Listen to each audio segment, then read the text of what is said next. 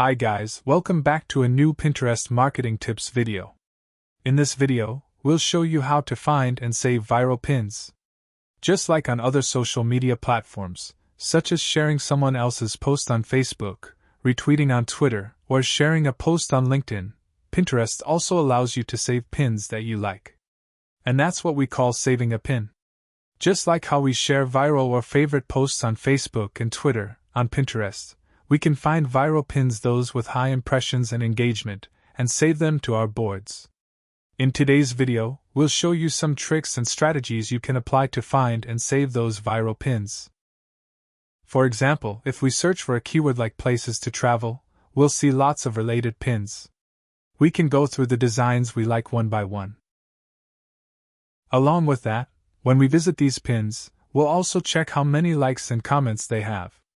Pins with a lot of likes or comments are considered viral or popular. We'll find and save those kinds of pins. The benefit of this is that when a visitor searches for a keyword and sees the pin you saved, there's a better chance they'll connect with you. These visitors might also check out your profile and see the other pins you've created. This will help you build a loyal audience. In this case, we'll also check out video pins along with images. That's because video pins are getting a lot of audience engagement these days. After typing in the keyword and seeing the search results, we'll see a mix of different types of pins. To find video pins easily, we can apply the video pin filter. Then, we can follow the same process we showed earlier for saving and using video pins. Many of us only upload our own pins and don't bother to save or comment on other people's great pins.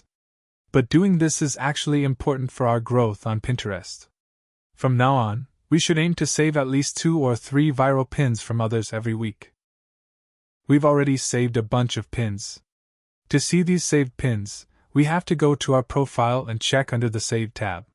Here, we can find the boards where we save the pins, and by going into those boards, we'll be able to see all the pins we saved. One thing to note is that we won't be able to see the main statistics for these saved pins. Those are only visible to the original pin owner. I hope you've understood the whole process. If you have any confusion or questions, feel free to let me know in the comments. If you liked the video, don't forget to like it and subscribe to the channel. See you in the next video.